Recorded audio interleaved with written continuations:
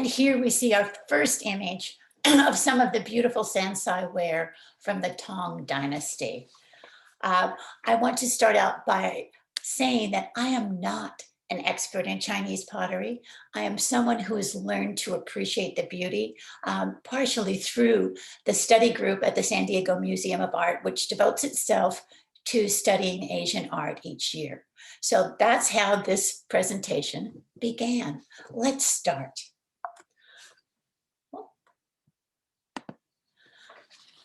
The Tang Dynasty was a really exciting time. Not only did the territory expand to include the unification of South and North China, but also during this time, that continued emphasis on the Confucian social order, including government-run kilns and a well-governed state.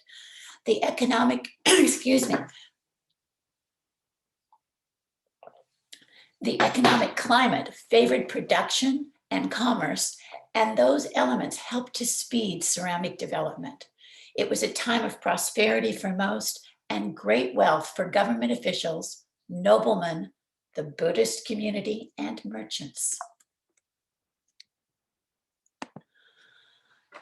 Xi'an was the capital of the empire, and at that time in the 8th century, it was one of the world's largest cities. It had a population between 1 and 3 million, depending, sort of like San Diego, if we put the boundaries on just the city or the county. So in Xi'an, it was the very same, 1 and 3 million people. It's amazing to think of all those people from different parts of the world coming together and sharing their culture and their traditions. Art and literature flourished during this time, and it showed that influence of all the different cultures. There was also the golden age of poetry. And I love how we see the intersection of poetry and pottery coming together in this beautiful vase from the Changsha kilns. During this time, we know about the Silk Road routes, and we can see here Xi'an,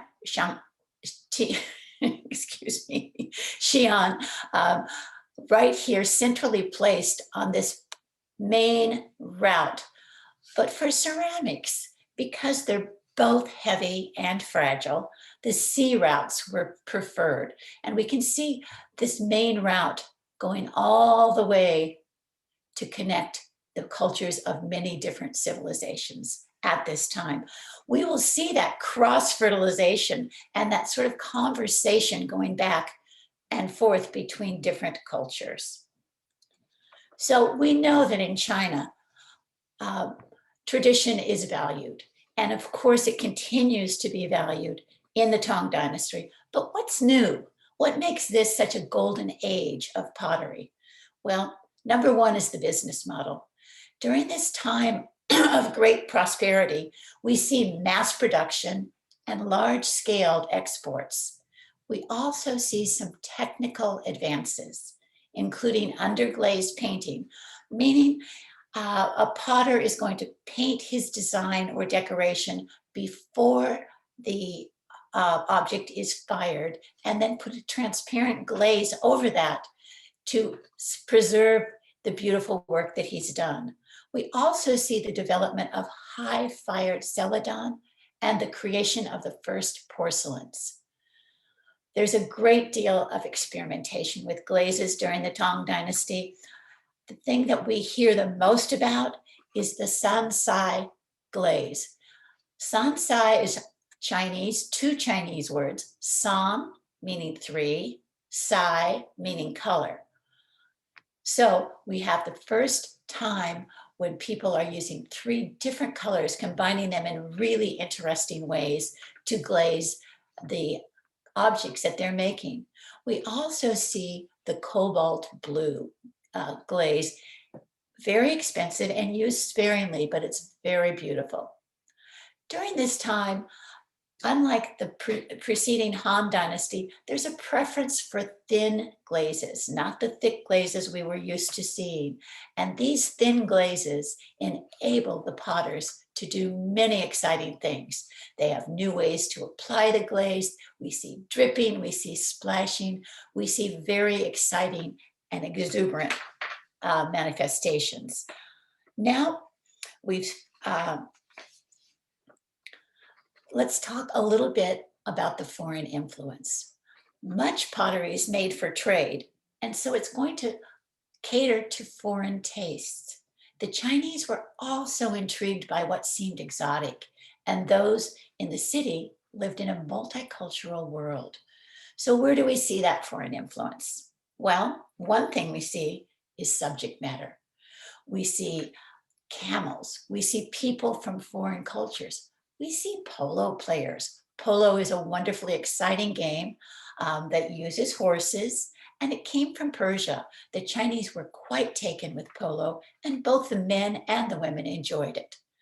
We also see new forms that show influence from India, from Persia, from Greece, from West Asia. The influence is definitely there, but the work is vital and original and essentially Chinese. There's a continuing conversation, especially with Persia, regarding decoration. And now that we've set the stage, we're ready for our first treasure from the Tang Dynasty. This is one of my favorite works. I would love to own this one. We see a foreign woman, Turkic by her costume and her facial features, on a camel, not native to China. And this artist has preserved an instant. The woman's concerned. Look at her expression and pose. She's already multitasking, notice nursing her child. And she doesn't have time for this camel who's refusing her orders. The camel's angry. He's reared his head. Look at those startled eyes. His mouth is screaming, we can almost hear, and his neck is straining. All of us who are used to multitasking can identify with the feeling the artist has expressed here. In the original sculpture, there was a cord that was going from her hand to the camel's nose, and we can sense she's trying to raise that camel up and say, get on, we don't have time to linger. You can see the paint on her blanket that's underneath her saddle. And under the blanket is the frame of the yurt that she and her child will put together to sleep at the end of this day.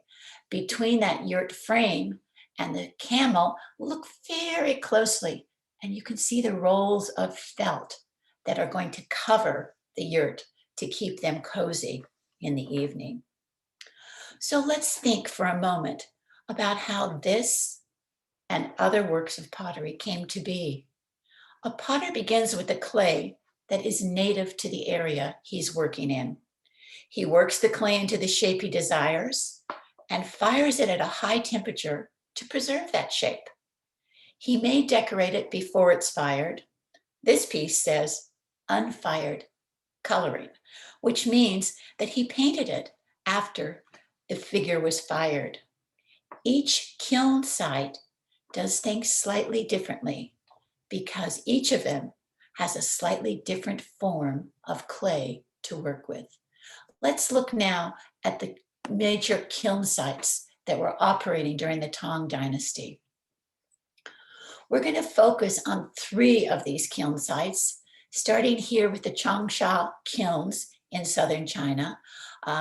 These kilns produced lots of things for export, lots of things for Chinese ordinary people as well, and most of it was everyday objects and stoneware. These are the people that invented underglaze painting, because they were producing so much. And when we talk about a kiln site, I want to let you know that there were over 200 kilns operating in this area. And this is the area where they're really doing a lot of innovation because they're making so many wares and so much is for export. Also in the South, we're going to talk about the UA kilns. These are the kilns in which Celadon was produced. Celadon is fired at a slightly higher temperature. Lastly, we're going to focus on the northern kilns up here, the Ding and Xing kilns, where they were working and developing the first porcelain. Most of these kilns produced more than one quality of ware. So certainly the porcelain and the Celadon were more expensive and were created for a little bit for export, but mostly for the royal families and the wealthy people of China. We're going to begin here with the Changsha kilns. The clay, remember that's our very first element, was a light beige. They're known for their stoneware, which is between 1100 and 1300 degrees Celsius.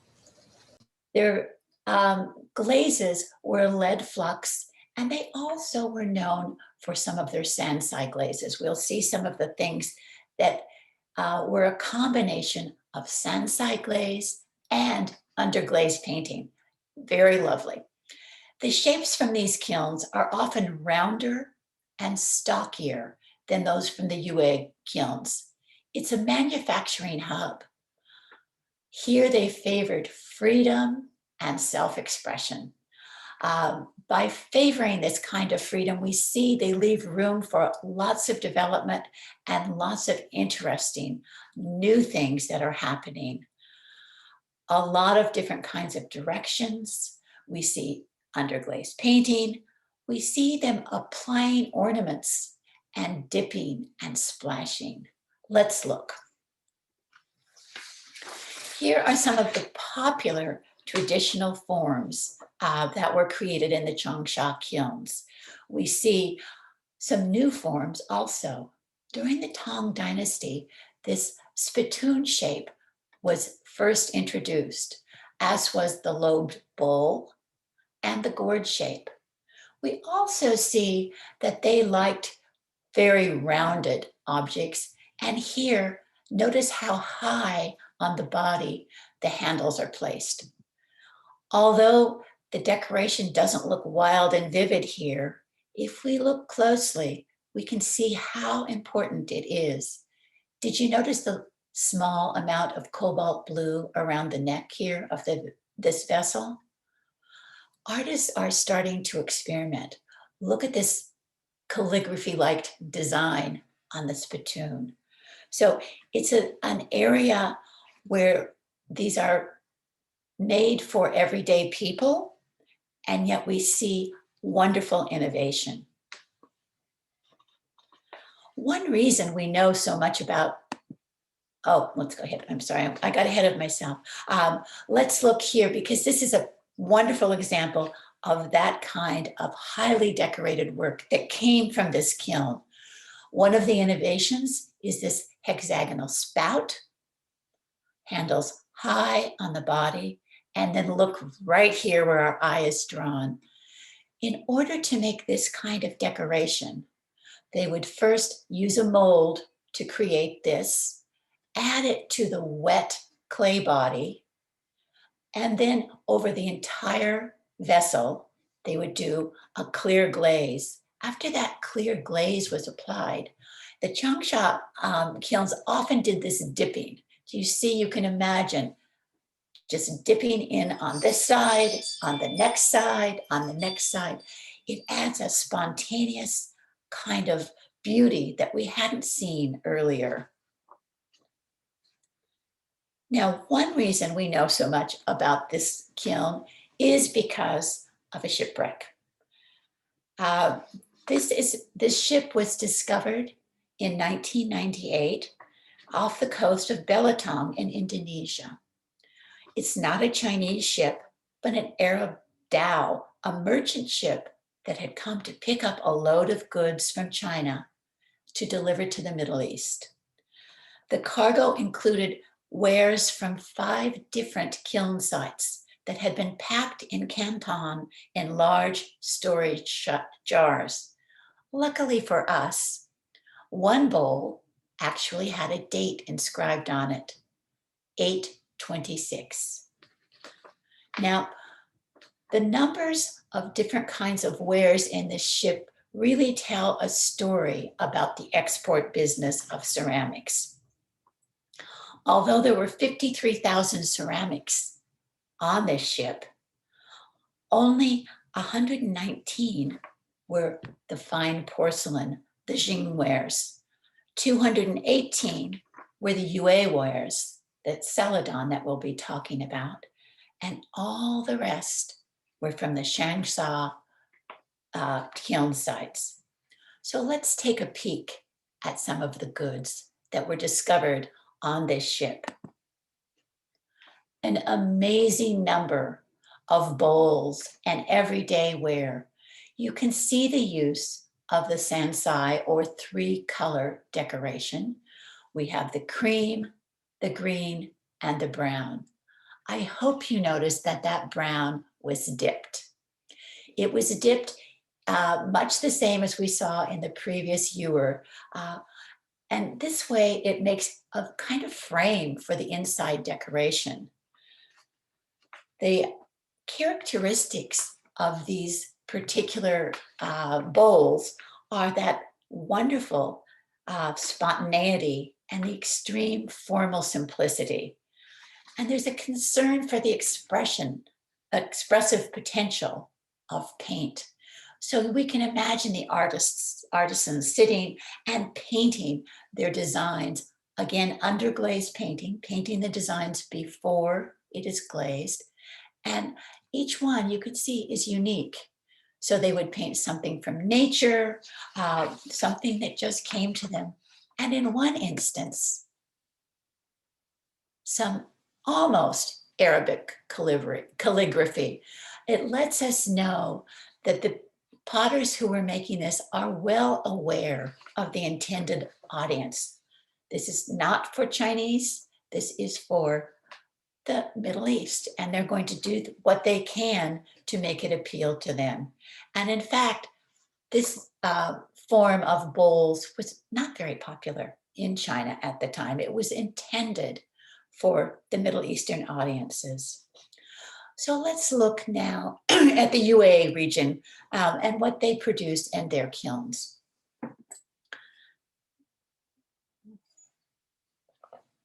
The clay here is slightly different. It's a kaolin-based clay, and it was used for stoneware and what we call proto-porcelain. It's a type of early stoneware, closely resembles true porcelain, but it usually lacks that translucent quality. The clay from this area is light gray or beige and was fired at a slightly higher temperature, 1240 to 1300. The glaze is usually a grayish green, olive green, or putty colored. It's what we call Celadon. The Yue ware was considered a luxury item, and it was made for the royal family, for the wealthy Chinese, as well as some export. Remember, there's 218 pieces on this one shipwreck. They made mostly traditional things, tea bowls, vases, boxes, and ewers. The decoration on Celadon was always minimal because color is the focus. Here we see 2 examples. One looks very much like stoneware. It has a more substantial look about it. The other looks very much like porcelain. We see that lobbed bowl shape again, and the B-disc foot that is also seen in a lot of the Tang Dynasty ceramics. Notice the beauty of that Celadon glaze. It is so close to things that we would see in nature that it was highly, highly prized in China as well as abroad. Let's look at another example of Yue ware. Here we see something with a very subtle decoration. We see molded leaves on the outside attached, and inside, when we look closely, we can see an incised pattern. This Celadon ware would have been prized both in Persia and in China. Here we see something from our own San Diego Museum of Art, a scholar's water bowl with the beautiful Celadon glaze. Again, the decoration is very minimal because the color of the Celadon is what's important and what's beautiful. Lastly, I want to share with you this tea bowl.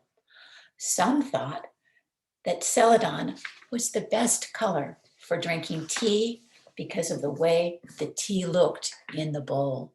You can imagine holding this in your hand with a nice cup of steaming tea and enjoying both the look, the smell, and the flavor of that tea. So we've looked at some pieces from the Changsha kiln and some from the Yue kiln. Our last look by kiln will be the white wares from the northern kilns, the Xing and the Ding kilns. Some connoisseurs consider these superior to the Yue ware because of the silvery sheen and the whiteness. Poets, including Lu Yu, sometimes compared the Xing ware to silver in poems. Here, like the Yue kilns, they have kaolin clay, but they add feldspar, and they fire it at a slightly higher temperature, and that permits porcelain to be developed. The whiteware was also very popular in both Egypt and Indonesia. Number 119, so the fewest pieces in the shipwreck because we're going up in cost. Stoneware is the most affordable, then the Yue ware, and finally, things from the Xing and Ding kilns. Let your eyes drink in the beauty of these wares. Imagine how this would feel in your hand.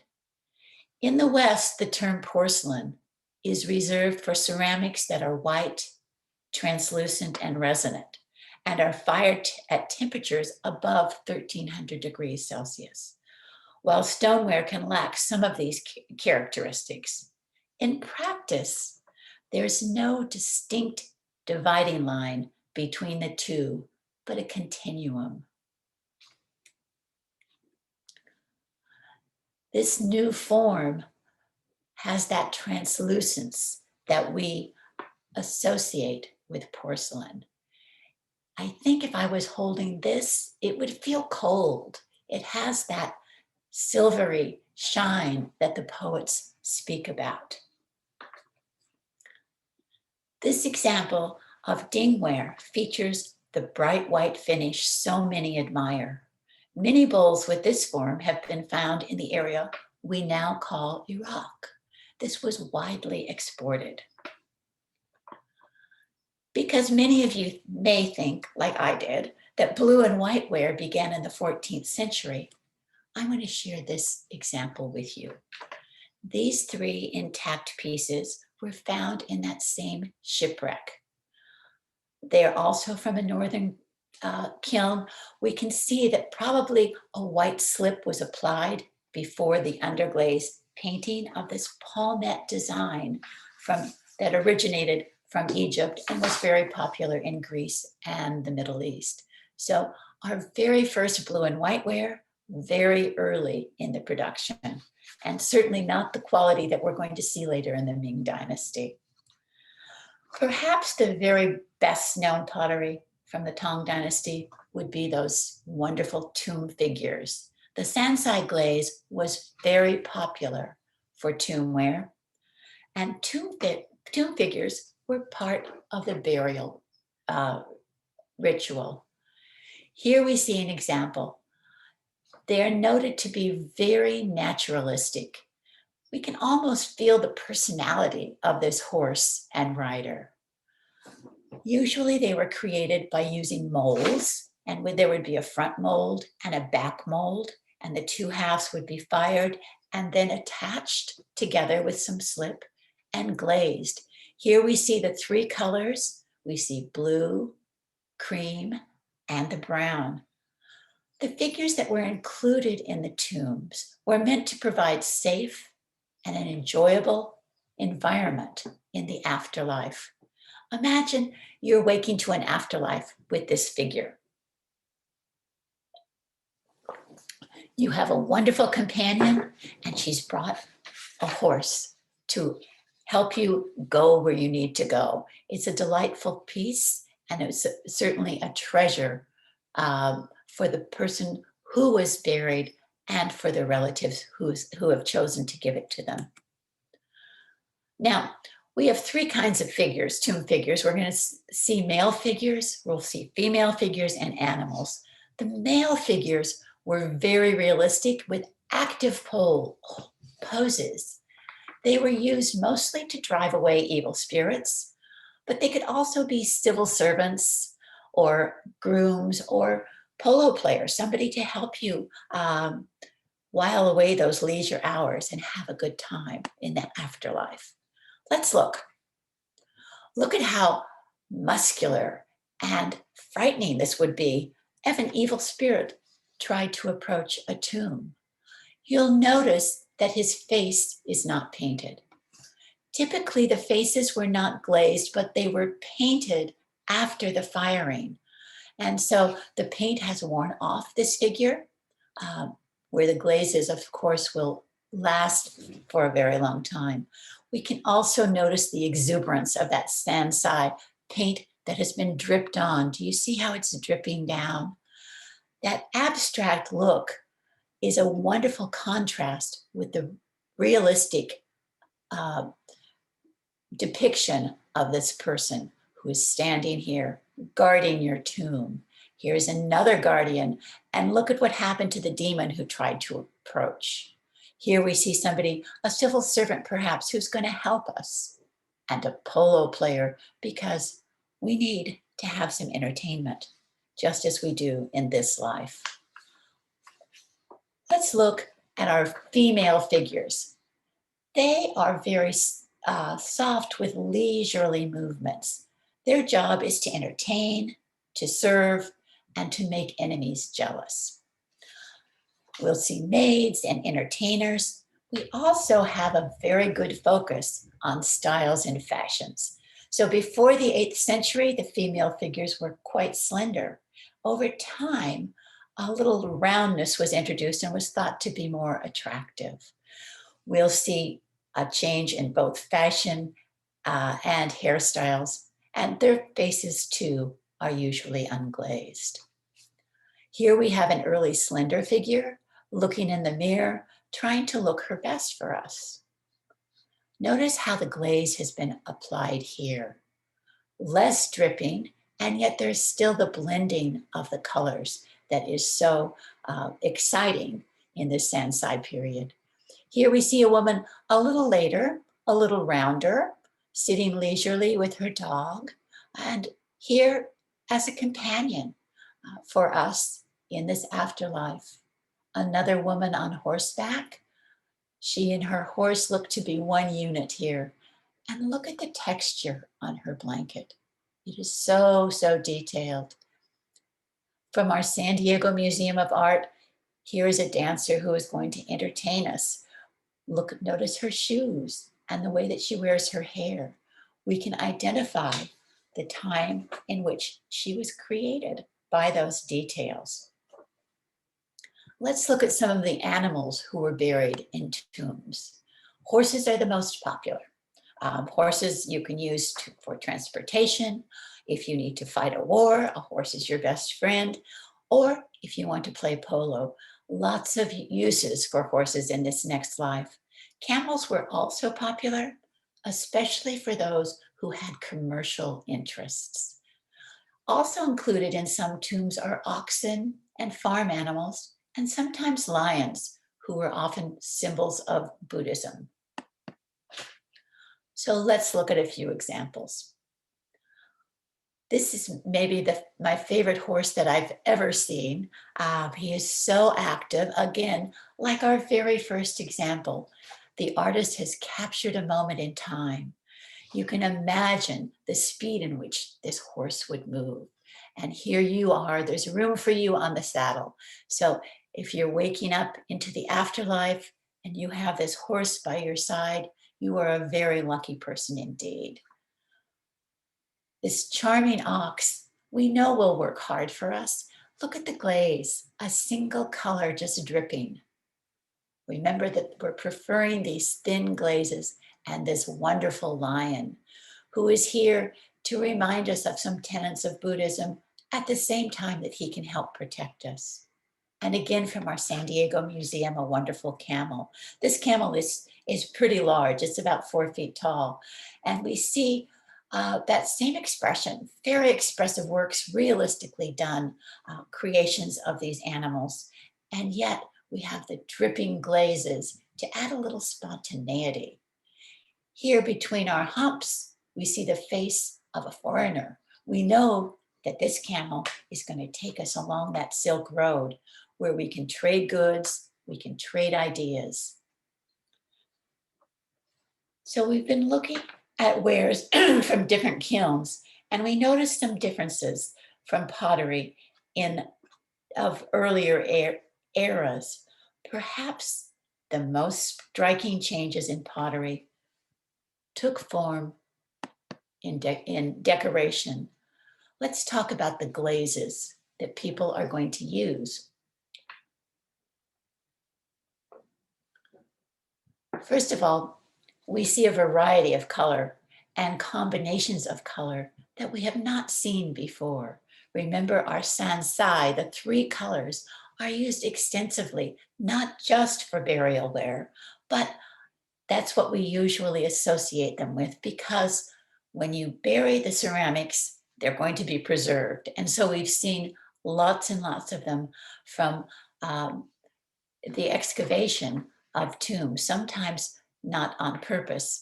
1928 was the time when this word sansai was first introduced, and it was the time when railroads were being built and digging was being done, and tombs were discovered.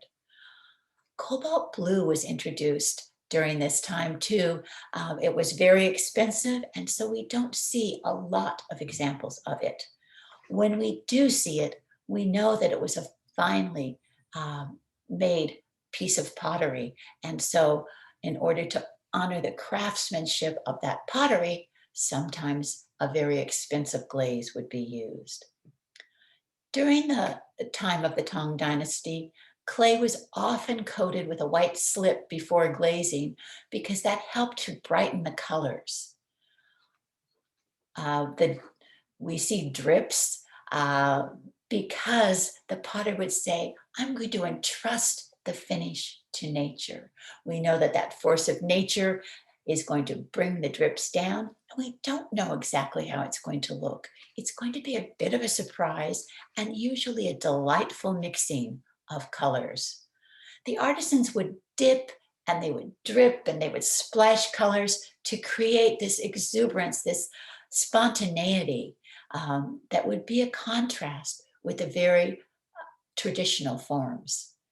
Sometimes they would incise patterns to stop the colors from running into each other. And certainly underglaze painting was a huge technical advance that would allow these colors to remain vibrant until today. Let's look now at some of these beautiful glazes that are coming to us from the Tang Dynasty. The monochrome lead glazes are absolutely gorgeous, and I'm going to share some of them with you today because I want you to have this wonderful experience of beauty early on this Saturday morning. Look at this vibrant green. It's almost like a watercolor. Do you notice how the value shifts from this very dark to the very light? And then it's mixing and blending, and I love the way it drips at the bottom. Right here, it gets clear to the foot, which is often not allowed. because when glaze gets onto the foot, it can cause an issue. When you need to take it off the kiln, sometimes it will stick. The beauty of the form is really enhanced by this monochrome glaze. Let's look at a different shade of green. Again, we see that wonderful blending of different shades or values of green as the glaze makes its way down the vessel. And look at this wonderful line it's creating. When you dip it into upside down into the glaze and you pull it out again, you don't know exactly how it's going to look. You don't know where it's going to stop. And part of that is the delight of this decoration. Yet another shade of green. We can imagine how this bowl was dipped and then righted. The elegance and the simplicity is what we admire about this kind of decoration. Look here at this line that has been created by that blending and that settling of the glaze. This melon-shaped vase is covered head to toe, inside and outside. It's our Celadon, again, that we love. And notice the wonderful incising here and the tilt of this lip of the vessel. It does give us the sense that this is a gourd and yet much, much more. Here we have a very elegant black glaze. This one was allowed to cool very slowly because the person who was making it did not want this to crack. Sometimes in some wares we see crackling that was intended because it adds to the appearance. But in this particular case, this beautiful smooth exterior adds to our appreciation of this vessel. Cobalt blue. This was indeed a new discovery during this time. We see that same watercolor-like effect on the body of this vessel. In China, the use of this finely ground cobalt as a colorant emulated the vibrant blue glass from the Middle East. The Chinese potters applied this glaze to off-white earthenware and low-fired stoneware. And the source has been contested. Originally, we assumed that the cobalt blue had come from Persia. However, recently there has been some chemical analysis of the Tang blue glazes, and they seem to be chemically distinct from Middle Eastern ceramics and suggest that perhaps there was a Chinese source for this colorant. Regardless of where it came from, it is something that is a shared tradition between China now and Persia. Well, I hope that you've enjoyed looking at these lush singlewares. We're now going to look at some sans-serre glazing, and I want you to see which ones you prefer. The sans-serre glaze, used primarily for tombware, most popular in the middle part of the Tang Dynasty, and the colors appear from the interaction of the metallic elements that have been added to the glaze. If an artist needed to control the color, and sometimes they wanted to, they could use a wax or a clay flour paste to cover areas during the glazing process. The unpredictability of the result is an exciting contrast with the detailed naturalism of the tomb animals and the figures. Here's another camel from the San Diego Museum of Art's collection, and this one really highlights the glaze. The camel himself is a very beautiful animal, but look at how the drips are accentuating different areas. And you can imagine that when the artisan is applying this, that mystery of how it's going to end up, how these colors, this green and brown, are going to mix together. And you don't know until you take it out of the kiln. Very exciting. Well, let's look at different ways that these three colors can be applied. Here we have it splashed on, meaning that the artist is probably using a sponge-like instrument to apply the glaze. And you can see that first there was a transparent colorless glaze, and then he added these colors. And look at how they're dripping. Look at these beautiful patterns that come because the artist is willing to let nature help him in his decoration. Excuse me, Betty, there are 5 minutes remaining. Oh, bless you. Thank you so much. Here we have a splashed glaze, again applied with a sponge, not so much dripping, but we see the blending once again of colors. Sometimes artists wanted a more exacting way for the colors to look, and they painted it on. Here we see a very charming duck who is carefully carved, and then when the artist painted it, he was free to paint outside the lines. I love looking at the feathers, and we can see each feather carved carefully, and yet the artist chose not to paint within the lines. Here, an artist is painting free form using 4 colors on this vessel.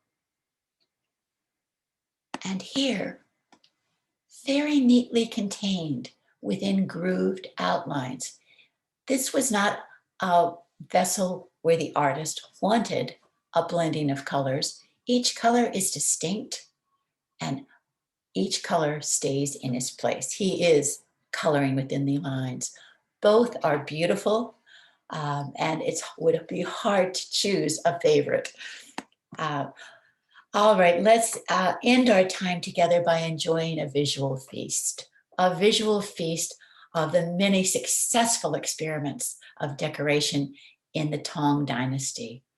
Let your eyes roam the surfaces of these works and see which you prefer. The green splashwares were especially popular in Persia. This is a Persian form that had been, the vessel had been popular in a metal form. The potters took it in China and made it their own, and then did this splashed green decoration, which was very popular.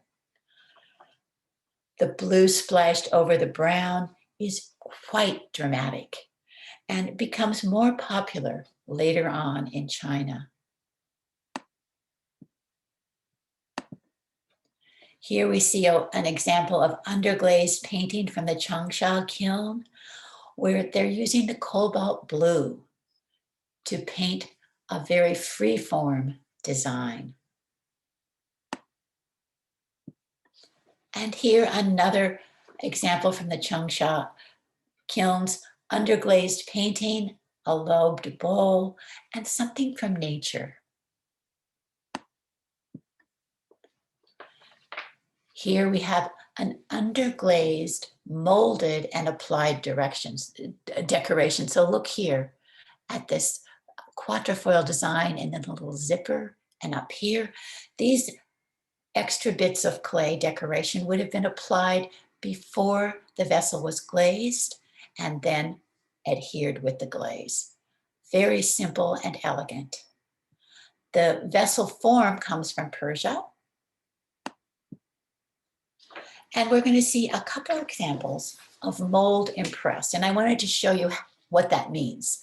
So a potter would make a mold of a design that he wanted to use in several hundreds, maybe thousands of bowls, say. And here's the bowl. So you make your bowl and you take this example and you press it there, and there's your design to be painted. Very quick. Remember, this is a manufacturing era. Here's an example of how this looks once it's done. This has been mold impressed and then underglazed painted. Stunning example, and I'm sure would have been very costly then and certainly now. This one is in the Chicago Institute. Here we have another example of an interesting decoration. So first of all, the quatrefoil design was stamped into this wrist rest, And then black clay was embedded in the outline. And then it was glazed. So step after step after step, a very precious instrument for a scholar. A beautiful example of the Yue ware with a subtly incised decoration. And here, more Yue ware, underglazed, carved. Remember that the Yue ware rarely has added decoration because the Celadon itself is so beautiful. The last examples I'm going to share with you today are examples of marbled earthenware. This was a technique in which a potter would take two different shades of clay and work them out together so that he ended up with molded clay to make his ware. So this is a beautiful example of a molded vessel that was then glazed with an amber glaze. And one more with a clear glaze. You can really see the example here. And then to add contrast, just a single color foot here. Now, as you might imagine, mixing those clays is a lot of work. And so some artists let it happen in the slip. It's much easier to get that marbled effect in a liquid. Well, we have seen some wonderful, beautiful examples of Tang Dynasty pottery today. I hope you've enjoyed looking at them, and we'll spend some time looking online at different museums who have these in their collection. The Tang Dynasty is famous for its energetically modeled and brightly colored tomb figures. Made from low-fired earthenware and intended exclusively for burial, these charming figures were immensely popular.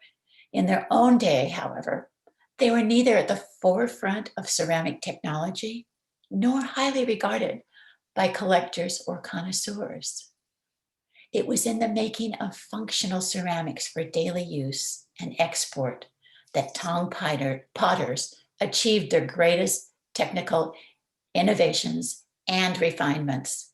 They invented porcelain, underglaze painting, perfected high-fired Celadon, and experimented with the cobalt blue glazes. Their interest in these single color wares lays the groundwork for the future. I hope that this is something that will stick in your heart, the beauty of these wonderful creations. Thanks so much for your attention. Thank you so much, Betty, for that enlightening presentation. That was wonderful.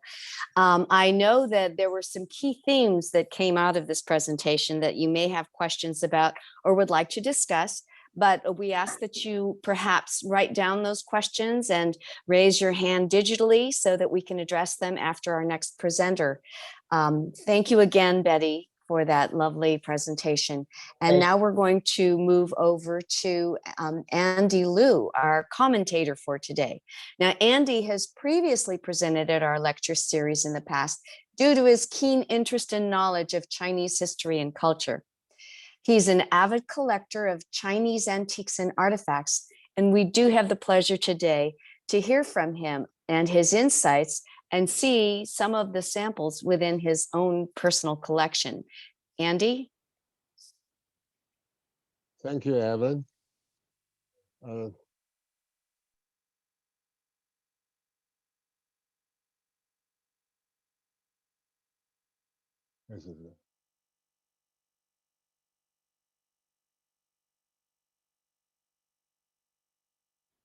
Thank you, Evelyn. And today, it's my pleasure to talk about the Tang Dynasty.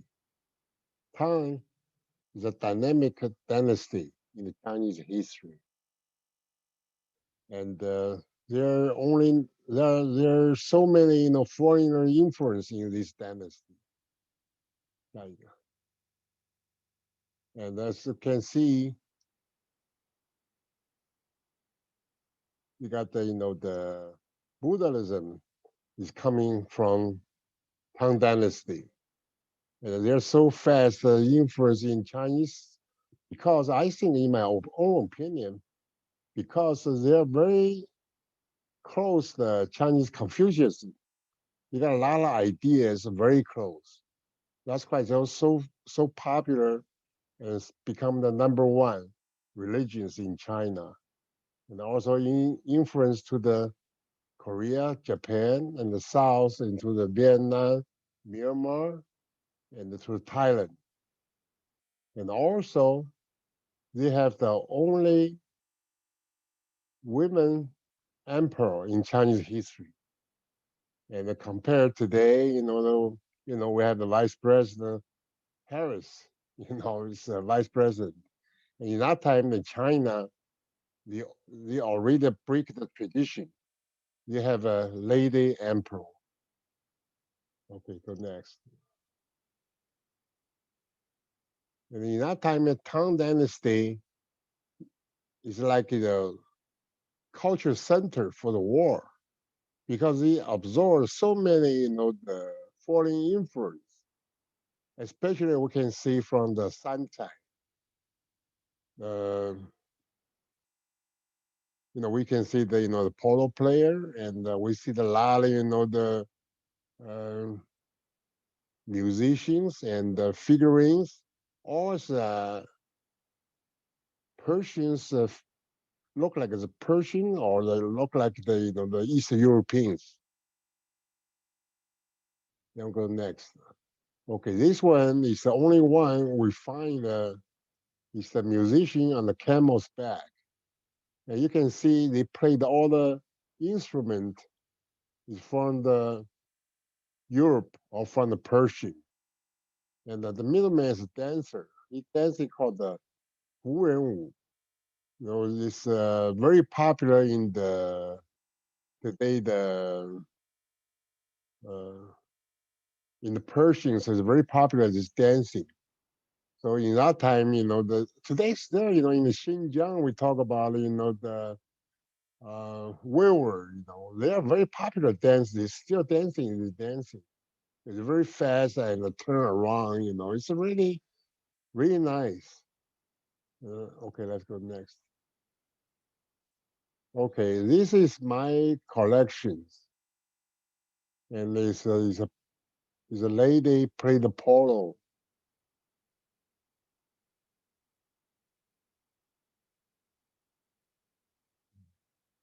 Okay, the polo. This game is coming from the either the Iran or the East European, something like that. It's through the Silk Road, then coming to the Tang Dynasty. As you know, the Tang Dynasty, they love the horse. And, the first emperor for the Tang Dynasty, front of his tomb, he have 6 horses that go with him, to uh, conquered for become the big China. He fight with all the other tribe or the foreign countries, something like that. So front of his tomb, he's got 6 horses, and 2 of them is in the University of Pennsylvania's museum. So if you go there, see it, you can see 4 of them right now. Okay, go next. This is the polo player in the Field Museum in Paris, France. And you can see, all put them together. They really like they play the polo. Okay, go next. Okay, this is a Sanchai horse, polo carriage. And unfortunately, his one leg is broken. I think because, by the way, the Sanchai, 80%, 90% is coming from tune for the underground. So most of them are all damaged. So this one look at the horses jump, maybe he sees something, And you can see the 2 servants stand on each side. And you put the carriage, in that time they got 2 pipes. This is a closed one. The people usually can sit inside. Other ones are open. Usually that one's for the warrior, for the soldier, stand on. And let's go to the next one.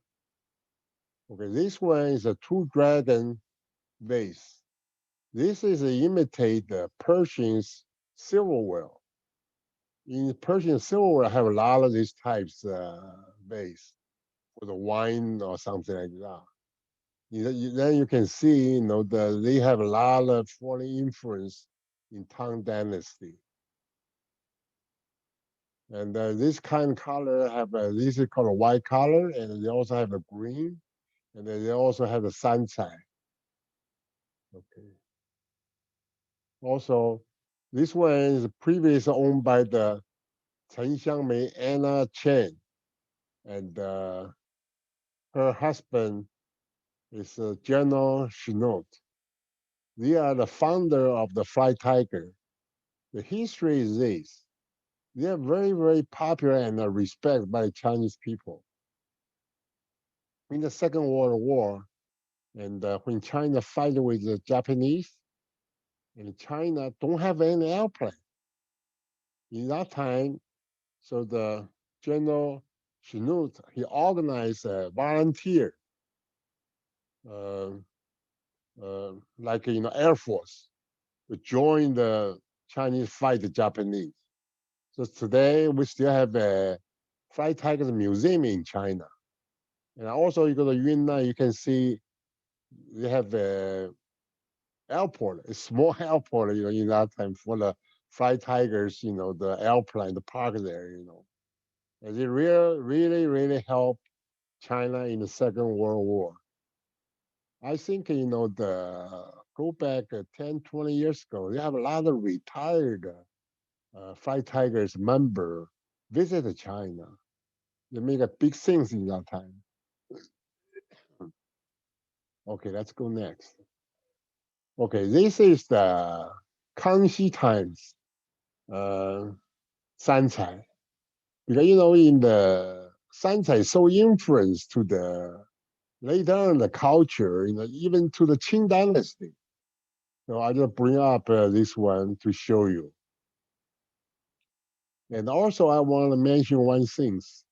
In Tang Dynasty, the Sancai, very unique, only happened in the Tang Dynasty. The reason the later time they find is this, because the Sancai, the glass, they use so many lead in there. So the craftsmen or artists working in the kiln, all of them is die young. It's around the 30 or 40 something. Then they find out that because the lead is very poison. So you only can see these things happen in the town. You won't happen to see the later time like a Song or Yuan or Ming. There's no more in this science because they realize this is very poisoning. Okay, let's go next. Okay, this is Tang Dynasty, so popular for the Buddhism, especially I just mentioned the female emperor Wu Zetian. He's really, really pushed these religions in China. This Buddha is a building there. This is the highest, the tallest Buddha in the world. This set on the Mingjiang in the Sichuan. You can take the river, you can see it far away, and also you can climb there. You have the ladder, you can go to the eye, can go to see the ear, something like that. It's very big, huge. And you can see because of the Buddhism is so popular because just like I mentioned before, and Confucius is very, very close to Buddhism. You got a lot of idea in there, They are very inclusive and they try the people do not try to not revenge your enemies or something like that, So it's very popular. Okay, let's go next. Okay, this is the Wu Zetian. Recently, Paul, they pick up 10 best emperor in China. The number one, of course, is the Tang Dynasty, the first emperor in Tang Dynasty. The second is the first emperor in the Han Dynasty. Number three is the Qin Shi Huang. We know, the He got almost 7,000 soldiers protect his tomb. He's number 3. And number 5, I shall mention, is Genghis Khan, the Yuan dynasty. And Wu Zetian is number 9. And he's a very polite and very humble emperor. You know, usually when they die, they have a tombstone in front of their grave. I visited there. You know, they're a suburb of the Xi'an. Her is a blank.